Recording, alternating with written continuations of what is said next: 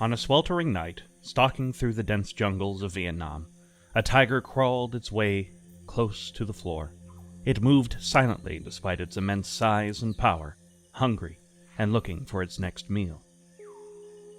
Weighing nearly 300 pounds, this Bengal tiger navigated itself through the brush, vines, and swamps with ease. It was a young tiger, the adults easily weighing as much as 400 pounds, and reaching lengths of 8 to 9 feet long. Yet it was no less a fierce predator, in its element, its senses totally in tune with its surroundings, mind sharp and focused, eyes adapted to the darkness of the jungles in which it roamed. Its black, white, and orange stripes helped it blend into the jungles, camouflaging its movements, making it near impossible to spot until too late. Before its prey could run, the tiger had already taken it. This particular night, the tiger spotted something different. Crouched just ahead was a strange creature, kneeling, bipedal, something strange and boxish strapped to the creature's back. The tiger had likely seen many monkeys and apes similar to this creature before, but none quite like this, and from here, the tiger had decided what its next meal might be. It crouched, ready to strike and pounce, to attack and strike and kill in the hopes of satiating its hunger. The prey seemed totally unaware of the tiger's presence. Good. This would be an easy hunt, and the tiger just stayed there, eyes wide open, watching, waiting for the perfect moment to launch itself forward. Then it happened. Its prey turned its back to the tiger, and said tiger sprang itself from its hiding spot and attacked.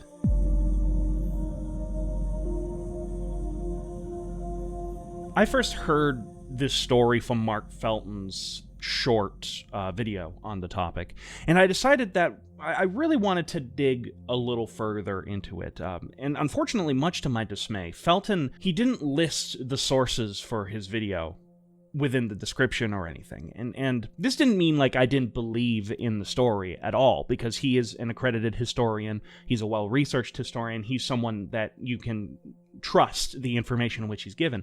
But I wanted to learn more, and often if you put sources in like your descriptions of your videos or in a bibliography, if it's a blog post or something, that's where I can find more information and start digging through it and learn more. Now, finding any sources documenting the incident in which we're about to discuss proved quite difficult. As a result, I sort of discovered some gaps within the story itself. In full disclosure, some of what we are about to discuss is conjecture. I've had no choice but to kind of piece together a rather broken puzzle with a few missing pieces. I've thus done my best to try to cobble events together, the people, the story, everything itself into something cohesive and something more comprehensible, while also understanding that these were and are real people that we're talking about, and I wished to respect them and their families as much as I possibly could. So with all this in mind, let us proceed.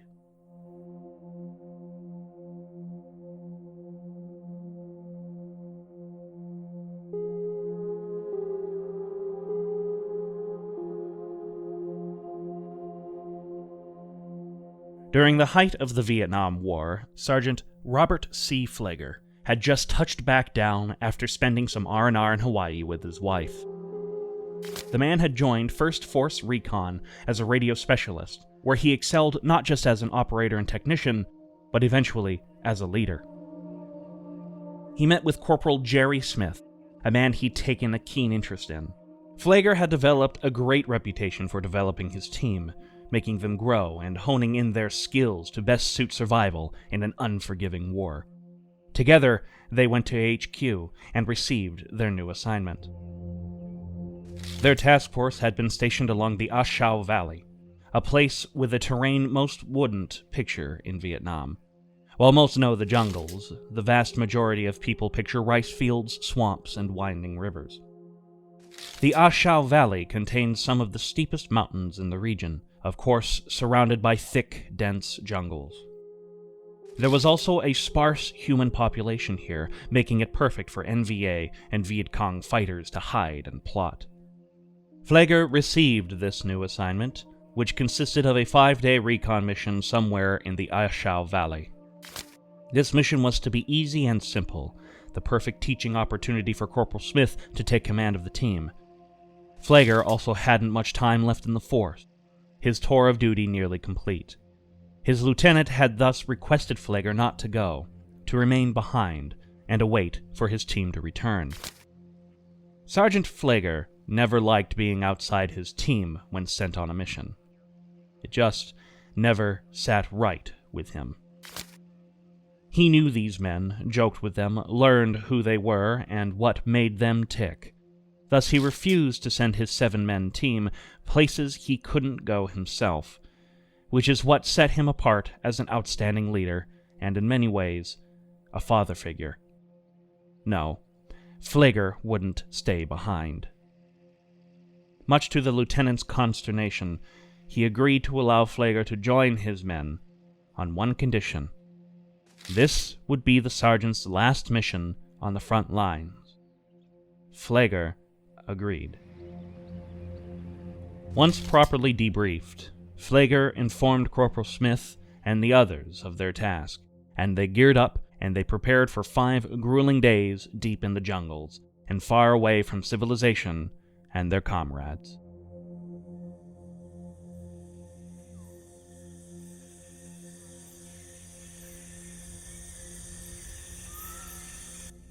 Their helicopter dropped them off around the base of Razorback Ridge, where Sergeant Phleger and Corporal Smith were greeted by the lush, thick, and dangerous Vietnamese jungles. Once properly disembarked, the team was left alone, their only source of transportation back to American lines now soaring away.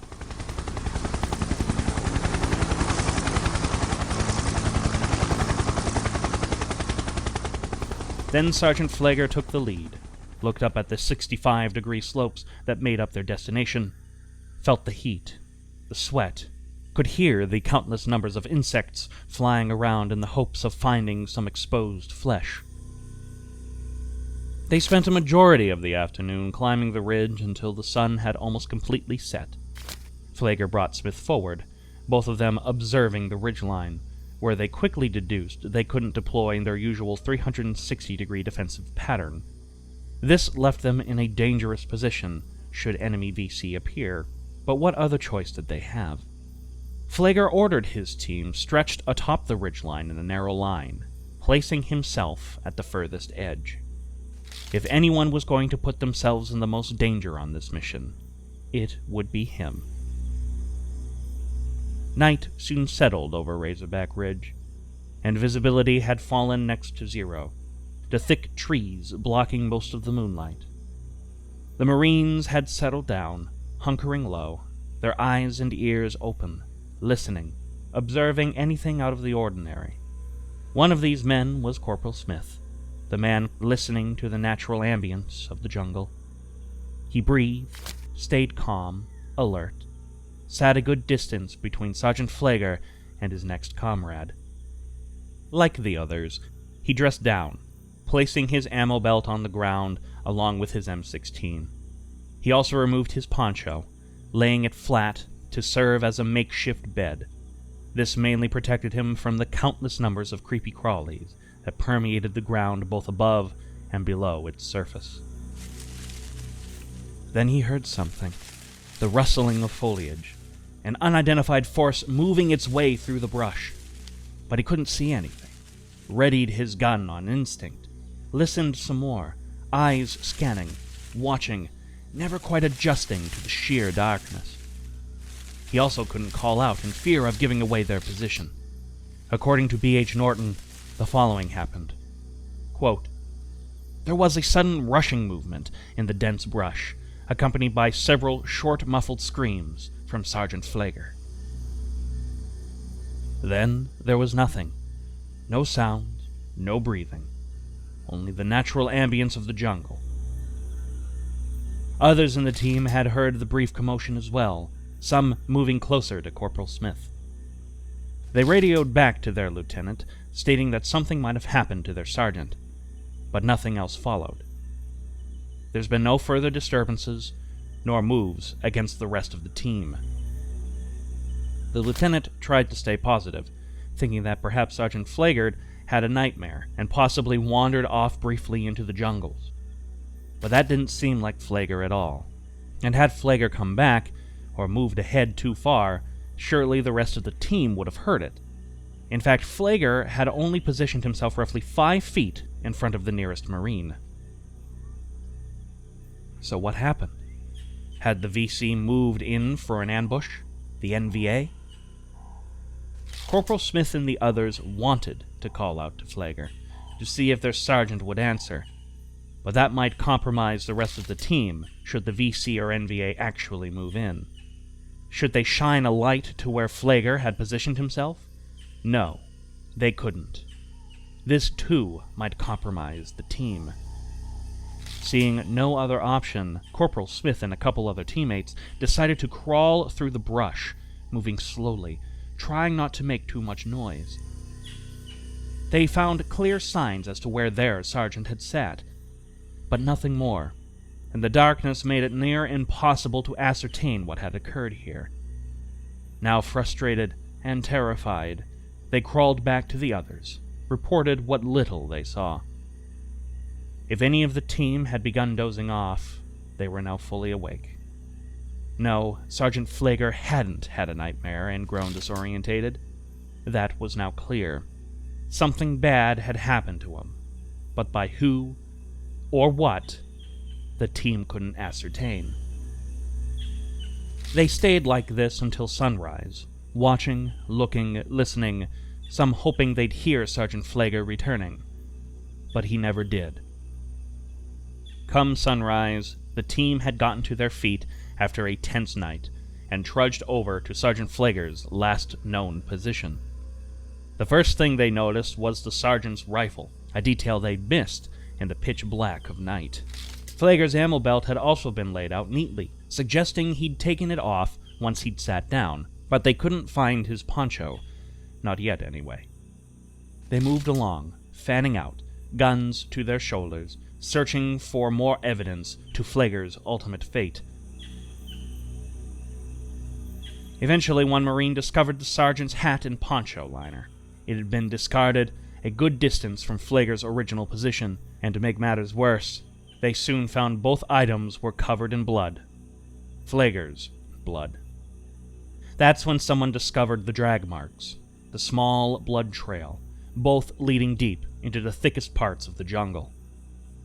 Having seen this, Corporal Smith then radioed back to their lieutenant, who ordered them to follow the trail, it hopefully leading to both Phleger and whatever had dragged him away. Most expected to find Phleger dead, the sorrow filling the pits of their stomachs. But they'd seen dead soldiers and enemies before. If Phleger had been ambushed by the enemy, they were prepared and ready to radio it as such. It was the logical reality of a soldier's life during war, to report the death of a friend while on duty. They also dreaded they'd need to report their sergeant as missing in action. But they never for one moment suspected they'd find the sergeant's body like this. They stopped, looked on in horror at the body heap stretched out before them. It was, indeed, Sergeant Phleger, but only half of him. The entire upper half, split at the torso, had been partially devoured.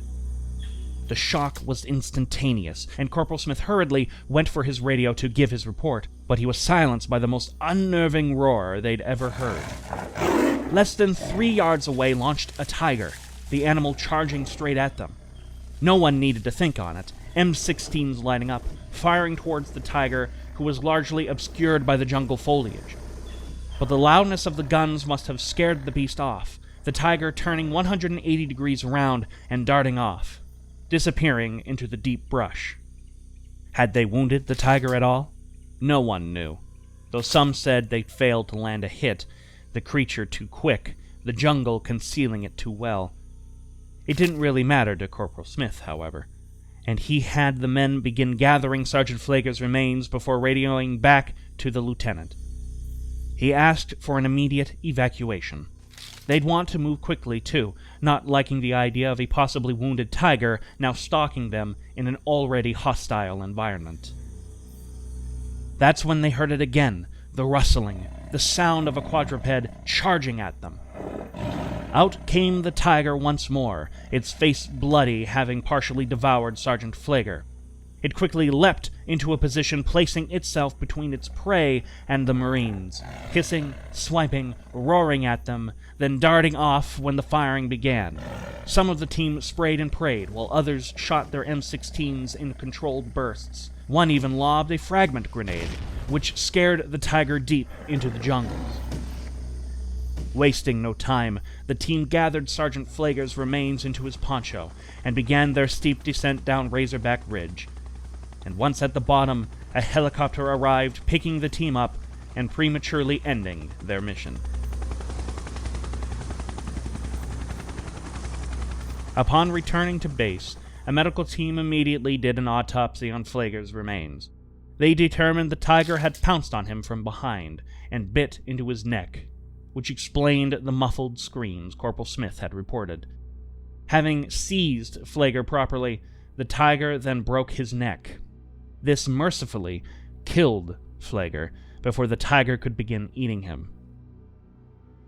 Phleger's team had successfully left the jungles, but the tiger that killed their sergeant, and others like it, still prowled the area around Razorback Ridge, waiting, stalking, looking for their next meal.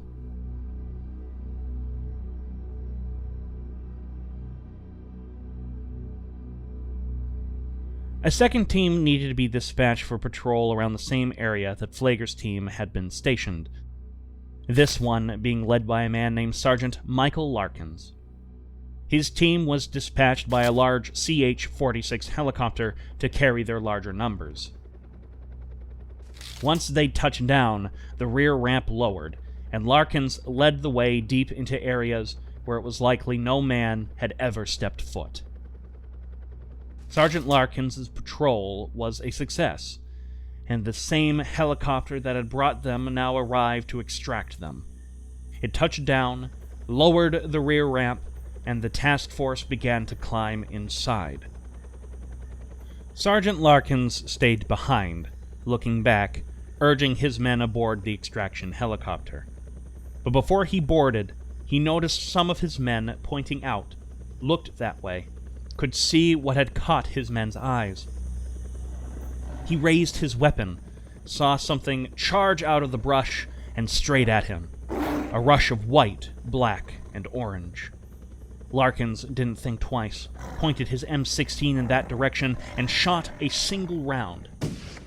Wounded, the tiger tried to retreat, turned broadside momentarily, staying there just long enough for Sergeant Larkins to unload his magazine directly into it. The tiger fell in a lifeless heap, a mere 15 feet away from Larkins and the helicopter.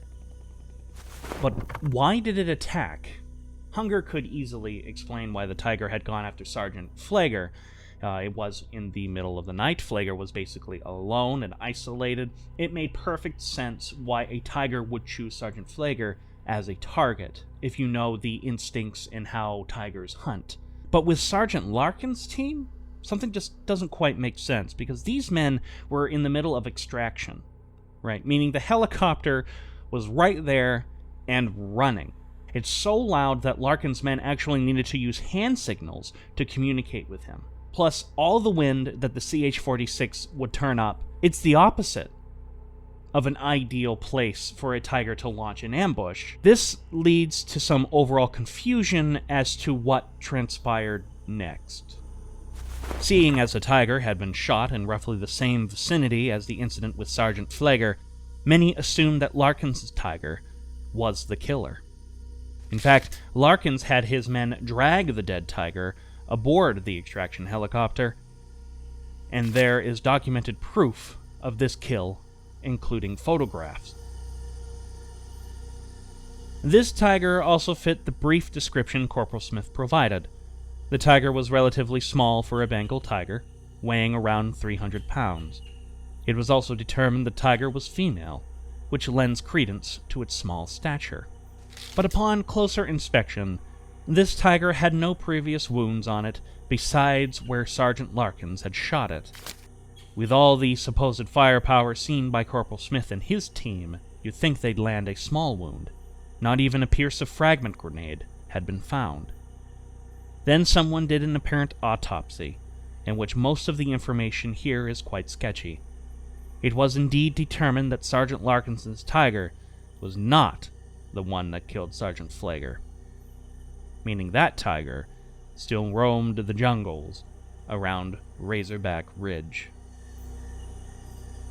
So was the tiger that Sergeant Larkins that was attacking them, was that the same one which killed Sergeant Phleger? That seems to be the predominant question that kind of comes up in circles, be it on Reddit or anywhere, discussing this very incident. In fact, some sources I found don't even have any confirmation of if Sergeant Larkin's tiger was the one that killed Phleger or not. They just don't know. And so the information given to us that an autopsy was given, from what I've found, is a little sketchy. In fact, with so little information about this incident, it's actually hard to determine what happened at all. But while some believe that Sergeant Larkins's tiger attacked out of hunger, I can't help but be skeptical here.